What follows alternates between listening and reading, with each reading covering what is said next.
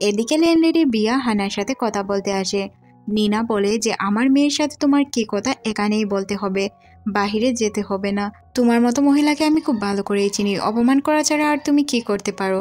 তখন হানা বলে, মা তুমি এইসব বিষয়ে পড়ো না, ওনার সাথে আমি কথা বলে আসছি। তখন তারা একটি রেস্টুরেন্টে যায়। হানা তার জন্য কিছু খাবার অর্ডার করে নিয়ে আসে। ল্যান্ডলেডি বিয়ার সুর সব কিছুই চেঞ্জ হয়ে যায়। সে বলে যে তুমি কি ক্রিসের সাথে কথা বলো। তখন হানা বলে যে না, আমরা ব্রেকআপ করে নিয়েছি, আমাদের মধ্যে কোনো কথা হয় না। তখন সে বলে, প্লিজ আমাকে মাফ করে দাও মা, আমার ছেলেকে খোঁজার ব্যবস্থা করো, আমি আমার ক্রিসকে পাচ্ছি না। আর সে আমাদের রিসোর্টটাও বিক্রি করে দিয়েছে। আমার ছেলের জন্য আমার খুবই দুশ্চিন্তা হচ্ছে, আমি কি করব কিছুই বুঝতে পারছি না। তার এসব কান্নাকাটি দেখে হানার মন গলে যায়। সে বলে, আচ্ছা আন্টি আপনি চিন্তা করবেন না, আমি চেষ্টা করব ক্রিসকে খোঁজার। তবে আমি শিওর না ক্রিস কোথায় আছে বা আমি করতে পারবো কিনা, এটা আমি বলতে পারবো না। এদিকে নিনা তার মেয়ের জন্য অপেক্ষা করছিল। হানা আসলে তার মা তাকে জিজ্ঞাসা করে কি হয়েছিল। তখন সে বলে ক্রিসকে খুঁজে পাওয়া যাচ্ছে না, তাই তার মা আমাকে নিয়ে সরি বলছিল আর বলছিল তার ছেলেকে খুঁজে দেওয়ার জন্য। নিনা বলে, এই মা আর ছেলের ফাঁদে পড়ার কোনো প্রয়োজন নেই, তুই তোর মতো থাক, ওকে খোঁজারও প্রয়োজন নেই। পরের সিনে হানা তার অফিসে আসে। ক্রিসের কো আর্টিস্টকে জিজ্ঞাসা করলে তারা তো কিছুটা অবাক হয় আর বলে, ম্যাম আপনি জানেন না স্যার কোথায় আছেন, আপনার তো তার প্ল্যানের বিষয়ে জানা উচিত। তখন এখানে লিম চলে আসে। লিমকে তা তো আপনারা খুব ভালো করেই জানেন। লিম বলে, ও কিভাবে জানবে, ও তো ক্রিসের এক্স গার্লফ্রেন্ড কি প্রেজেন্টের খবর রাখে বা জানতে পারে। এই কথাটি শুনে হানার অনেক খারাপ লাগে। সে বলে, তুমি তোমার সীমার ভিতরেই থাকো, সীমা অতিক্রম করার চেষ্টা একদমই করবে না। এদিকে আমরা হানকে দেখতে পাই। হান রান্নাঘরে পাস্তা তৈরি করছিল। হান জয়কে গিয়ে ডেকে নিয়ে আসে, তাকে পাস্তা এবং লেমন জুস খেতে দেয়, কারণ কাল রাতে জয় অতিরিক্ত ড্রিঙ্ক করেছিল। জয় যখন অতিরিক্ত ড্রিঙ্ক করে পরদিন সকালে সে এইসব নাস্তাই খায়। এদিকে আমরা হানকে দেখতে পাই। সে অফিসে বসে বসে ক্রিসের সাথে কাটানো মুহূর্তগুলো চিন্তা করতে থাকে। একদিন ক্রিস তাকে অনেকগুলো মাছ চিনিয়ে দিয়েছিল।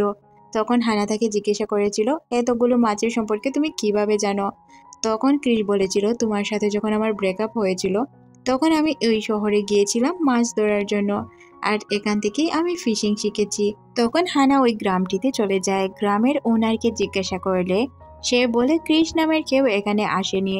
অন্যদিকে আমরা জয়ের শুটিং টাইম দেখতে পাই। জয়কে হান মেসেজ করে বলেছিল, আজ রাতে আমি তোমার জন্য স্পেশাল কিছু তৈরি করছি। এতে জয় অনেক ইমোশনাল হয়ে যায়। সে তার অ্যাক্টিং খুব মনোযোগ দিয়ে করে, এতটা ইমোশনাল তাকে কেউ আজ পর্যন্ত দেখেনি। তার আজকের সিনটা ছিল একদমই ইমোশনাল। তার ইমোশনাল সিনটি সে খুব সুন্দর করে করার কারণে সবাই তাকে অভিনন্দন জানায়। মিয়াও অনেক খুশি ছিল। আর এদিকে আমরা বেনকে দেখতে পাই। সে তার পুরনো জিনিসপত্র থেকে বেন এবং হানাওর কিছু জিনিসপত্র বের করে। তখনই এখানে নিনা চলে আসে। নিনা ওয়াশরুমে গিয়ে তাদের অতীতের সিনগুলো মনে করতে থাকে। বেনের মা হসপিটালে ভর্তি ছিল। তখন বেন একটি কোম্পানিতে চাকরি করত, কিন্তু কোম্পানির লোক তাকে ঠিকমতো বেতন দিত না, যার কারণে সে তার মাকে হসপিটালে রাখতে পারে না। এখানেই নার্সের কাজ করত নিনা। বেন তার মাকে বাসায় নিয়ে চলে আসে। নিনা তাদের এই অবস্থা দেখে দুঃখ পেত, তাই সে প্রতিদিন তার মায়ের জন্য ওষুধ নিয়ে আসতো। পরদিন বেনকে চুরির অপবাদে পুলিশের কাছে দেওয়া হয়। আর এদিকে নিনা যখন বেনের বাসায় ওষুধ দিতে আসে তখন সে দেখতে পায় তার বাসায় কেউ নেই। সে ভিতরে প্রবেশ করে দেখতে পায় বেনের মা মারা গিয়েছে। এখানে দুইজন অনেক কান্না করে। এদিকে রিয়াকে দেখানো হয় সে অন্য দিনের দিকে আজ একটু বেশি সাজুগুজু করছিল। মা এসে তার রং দেখে বুঝতে পারে সে কাউকে ইমপ্রেস করার চেষ্টা করছে। সে তার জিম সেন্টারের দিকে রওনা হয়। সে যখন তার ফিটনেস সেন্টারের দিকে যায় তখন পার্ক তার আগে পিছে ঘুরতে শুরু করে আর বলে, কাল রাতে আমি ড্রাঙ্ক ছিলাম তাই তোমাকে উল্টাপাল্টা কথা বলেছি। হ্যাঁ, তবে যা বলেছি এটা সত্য। তখন সেও রাজি হয়ে যায়, বলে আমি রাজি আছি। তখন তারা দুইজন একটি জায়গায় ডেটে যায়। এতে দুইজনই অনেক খুশি ছিল। এদিকে মিয়ার খাবার নিয়ে আসে। জয় খাবার খাচ্ছিল, তখন এখানে জাবেদও থাকে। জাবেদ আর মিয়ার কথা বলার মধ্যে আমরা বুঝতে পারি তারা একে অপরের সাথে আগে দেখা হয়েছিল, তাও তারা জোড়ো গ্রুপে ছিল। এদিকে তারা দুইজনই জুডো চ্যাম্পিয়ন ছিল। একে অপরের সাথে পরিচয় হয়ে তারা অনেক কথা বলতে শুরু করে। জয় এসব দেখে জেলাস ফিল করতে থাকে। সে কি বলবে কোনো কিছুই বুঝতে পারে না। জয় তাদের কথা বলা দেখে জেলাস ফিল করে এখান থেকে উঠেই চলে যায়। অন্যদিকে হানা তার কলেজ ফ্রেন্ডের সাথে দেখা করে আর তার কলেজ ফ্রেন্ডকে জিজ্ঞাসা করে আমাদের লাস্ট ট্রিপ কোথায় ছিল। তার কলেজ ফ্রেন্ড বলে দিলে সে পরদিন ওই জায়গায় পৌঁছে যায়। হানা গিয়ে দেখতে পায় ক্রিস বসে বসে মাছ ধরছিল। সে যখন মাছ ধরা শেষ করে রাস্তা দিয়ে হেঁটে আসছিল, হানা এখানে অনেক স্টাইল নিয়ে দাঁড়িয়ে থাকে। তবে ক্রিস তাকে দেখে একদমই খুশি হয় না। তার কাছে এসে বলে যে আমাকে একা থাকতে দাও, তোমাকে এখানে আসতে কে বলেছে, এখান থেকে চলে যাও। যখন সে এখান থেকে চলে যেতে শুরু করে, হানা বলে যে চলো 1 বছরের জন্য বিয়ে করে নেই। এটা শুনে ক্রিস অনেক খুশি হয়ে যায় আর তাকে এসে জড়িয়ে ধরে। দুইজন আলাদা গাড়ি করে তাদের বাসার উদ্দেশ্যে রওনা হয়। এদিকে রিয়া এবং পার্ককে দেখানো হয়। তারা একটি পার্কে বসে কথা বলছিল। দুইজন একে অপরের সাথে তাদের ফিলিংস শেয়ার করে। এখানে একটি রোমান্টিক সিনও তৈরি হয়। এদিকে আমাদের বেনকে দেখানো হয় হাতে পপকর্ন আর হরর মুভির টিকিট নিয়ে সে দাঁড়িয়েছিল। হান আর জয় মিলে মুভি দেখার জন্য মুভি থিয়েটারে ঢুকে। যখন ভয়ানক কিছু সিন আসে তারা একে অপরকে জড়িয়ে ধরে আর পপকর্নগুলো হাওয়ায় ভাসতে থাকে। দুইজন প্ল্যান করে এই মুভি দেখা যাবে না। তারপর দুইজন মিলে লাঞ্চ করে। এদিকে ক্রিস হানার অফিসে চলে আসে। হানা তাকে বলে যে আমি তোমাকে একটি কথা বলতে চাই। তখন সে প্রেজেন্টেশন আকারে তাদের 1 বছরের বিবাহের সব আলোচনা করছিল। এখানে সে বলে যে 1 বছরের ভিতর আমরা বাচ্চা নিব না, 1 বছর পর চিন্তা করা যাবে। হান ওকে বলে তার দিকে এগিয়ে যায়। এখানেও একটি রোমান্টিক সিন তৈরি হয়। দুইজন প্ল্যান করে কিভাবে তাদের ফ্যামিলিকে এই বিষয়টি জানাবে। বলে যে কোনো কিছু হলেও তাদেরকে জানাতে হবে। হানা চিন্তায় বাসায় চলে আসে আর হানার মা তাকে দেখে বলে আমি জানি তুমি বিয়ের কথা বলবে, তবে একটি কথা মনে রাখো, ক্রিসের মতো ছেলের সাথে আমি তোমাকে কখনোই বিয়ে দিব না। অন্যদিকে আমরা ক্রিসকেও দেখতে পাই। ক্রিস যখন বিষয়টি তার ফ্যামিলির কাছে বলে তখন তার বাবা খুব সহজেই রাজি হয়ে যায়। বলে তুমি যাই করবে তাতে আমি তোমাকে সাপোর্ট করি। তবে প্রবলেমটি ছিল তার মার। সে বলে এই মেয়েকে কখনোই আমি আমার ঘরের বউ বানাবো না। এদিকে বেন বলে যে মা কিছুদিন চিন্তা করে দেখ, তারপর সিদ্ধান্ত নিস। তখন হানা কি করবে কোনো কিছুই বুঝতে পারে না। হানা আর ক্রিস একে অপরের সাথে দেখা করে তাদের 1 বছরের বিয়ে নিয়ে আলোচনা করছিল।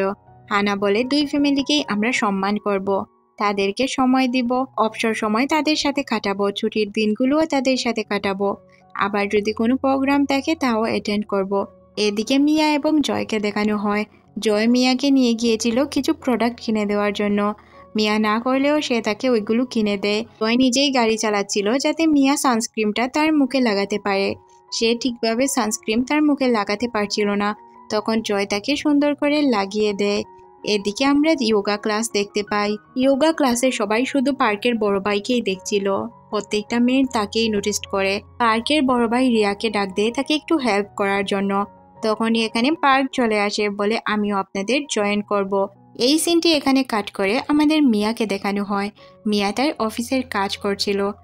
যখন তার কাজ করছিল তখন তার কলিগরা তাকে বলতে শুরু করে এই কাজটি তোমাকে করতে হবে না, কারণ তোমার দ্বারা এই কাজগুলো হবে না। বুঝতে পারে সে যে প্রেগনেন্ট, তারা সবাই জেনে গিয়েছিল। তারা মনে করে সে প্রেগনেন্ট, যেহেতু এই কাজগুলো সে করতে পারবে না, তাই বলেও এই প্রজেক্টটা অন্য কাউকে দেওয়া হয়েছে। এতে অনেক মন খারাপ করে বাসায় চলে আসে। বাসায় এসে সে জয়কে ইগনোর করে তার রুমে চলে যায়। রুমে গিয়ে সে বসে বসে কান্না করতে শুরু করে। যখন তাকে জয় জিজ্ঞাসা করে কি হয়েছে, সে বলতে শুরু করে সব কিছু হয়েছে তোমার দাদির জন্য। তোমার দাদি যদি এই সব না করতো তাহলে আমার জবে এই পরিস্থিতি তৈরি হতো না। জয় বলে আচ্ছা সমস্যা নেই, তুমি তো কাজে অনেক ভালো, তুমি এর থেকে ভালো কোনো কাজ পেয়ে যাবে, টেনশনের কোনো কারণ নেই। হ্যাঁ, তুমি এখন আমাদের বাচ্চার দিকে খেয়াল করো। তখন কান্না করতে করতে বলে যে আমি এই কাজের জন্য কি কি করেছি এটা আমি খুব ভালো করে জানি, তুমি কি করে বুঝবে, তুমি তো আজ পর্যন্ত কোনো কাজই করোনি, বাসায় বসে বসে বাবা এবং বোনেদের ইনকাম করা খাবার খাচ্ছ। মিয়া এই কথাগুলো শুনে অনেক কষ্ট পায়, কারণ তার ভাইয়ের জন্য তার অনেক খারাপ লাগছিল। অন্যদিকে শুটিংয়ের সিন দেখানো হয়। জাবেদ মিয়ার সাথে হেসে হেসে কথা বলছিল। এসব কথা জয়ের একদমই সহ্য হয় না। সে মিয়াকে বলে আমার সাথে চলো, আমার শ্যুট আছে, তুমি আমাকে তৈরি করে দিবে। এখানে একটি দুর্ঘটনা ঘটে যায়। জাবেদের সাথে যে নায়িকার শুটিং ছিল সে আহত হয়ে যায়। তাই জাবেদ সাজেস্ট করে মিয়াকে। সে বলে মিয়ার বডি স্ট্রাকচার অনেক সুন্দর, সে যদি একটি নকল বিগ পরে আসে তাহলে তাকে একদম হিরোইনদের মতো লাগবে। সবাই মিয়াকে জোর জবরদস্তি করায় সে বিগ পরে আসে। তাকে দেখতে আসলেই অনেক সুন্দর লাগছিল। সবাই তার প্রশংসায় পঞ্চমুখ হয়। তবে জয়ের একদমই ভালো লাগে না। মিয়া যখন দৌড়ে জাবেদের কোলে ওঠে আর শুটিং সিন শুরু হয়, ডিরেক্টর অনেক খুশি হয়, বলে যে অন স্ক্রিন তাদের অ্যাক্টিং অনেক ভালো লাগছিল, তারা বাস্তবে এমন কাপাল হলে আরও ভালো লাগবে। তবে জয়ের এই বিষয়টা অনেক খারাপ লাগে। এদিকে আমরা হানকে দেখতে পাই। সে মনে মনে বলে যে আমার আর ক্রিসের 1 বছরের বিয়েটা যাতে ভালো ভালোই হয়ে যায়। এই বিয়েতে যদি কোনো প্রবলেম আসে তাহলে আমি আবারও আহত হয়ে যাব। তাই সে ল্যান্ডলেডি বিয়ার বাসায় চলে আসে আর তার সাথে অনেক ভালো ব্যবহার করে, বলে কেমন আছেন মা। এটা শুনে তো সে অবাক হয়ে যায়। ল্যান্ডলেডি বিয়া মা কথাটি শুনে কীভাবে রিয়েক্ট করে এটা আমরা পরের পার্টেই দেখতে পারবো। ততক্ষণ পর্যন্ত ভালো থাকুন। আল্লাহ হাফেজ।